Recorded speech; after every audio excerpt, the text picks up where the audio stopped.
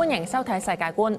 教宗方濟各喺羅馬天主教禧年安息主懷，終年88歲，為佢12年教宗生涯畫上句號。梵蒂岡將會展開遴選新教宗程序。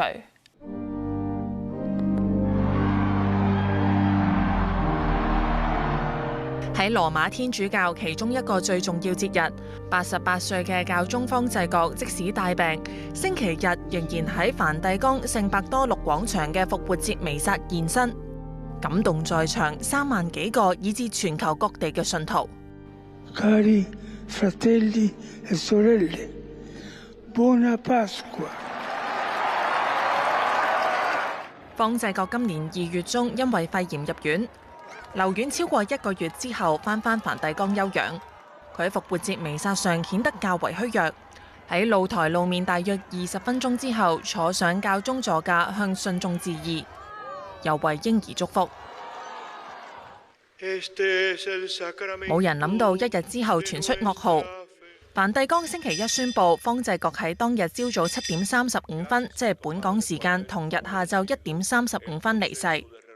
生於阿根廷嘅方濟各，2013年3月當選教宗，係第一位嚟自拉丁美洲同埋出身於耶穌會嘅教宗。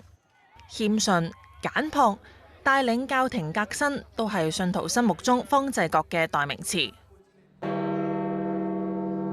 隨住方濟各榮歸主懷，梵蒂岡通往教宗正式官邸宗座宮嘅巨型青銅門半掩，鐘聲響起，標誌進入教宗出缺期。喺方濟各位於宗座宮嘅寓所，按傳統儀式喺大門綁上紅絲帶，以教宗嘅印章用蠟密封，準備葬禮，唔會進行驗屍。教宗靈柩將會移送聖伯多祿大教堂俾公眾瞻仰。葬禮之後，梵蒂岡將會展開遴選新教宗程序。一般會喺教宗死後15至20日召開秘密會議。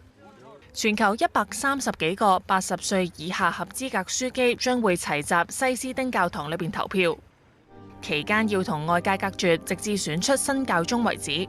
理論上，任何男性羅馬天主教徒都有資格成為教宗，但喺過去700年，教宗都係從樞機中選出。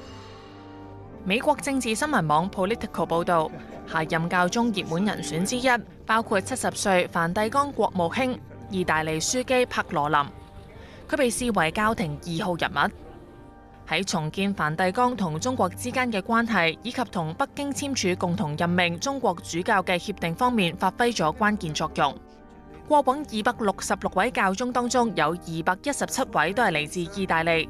另一位同樣嚟自意大利嘅可能人選係60歲耶路撒冷拉丁禮宗主教皮扎巴拉樞機。佢喺耶路撒冷生活30幾年，識得講希伯來語，喺中東建立嘅權威可能成為優勢。如果樞機團再次選出非歐洲人，人選之一包括67歲菲律賓樞機塔格萊。佢有亞洲方濟各之稱，關注社會正義同埋消除貧困。外祖母嚟自移居菲律賓嘅一個中國家庭。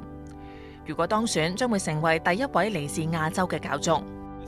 另外，嚟自非洲加納76歲嘅樞機特克森，曾經被認為係2013年秘密會議上最受歡迎嘅人選，現時再次備受討論。如果被選出，將會成為現代第一位嚟自非洲嘅教宗，亦都將會創造歷史。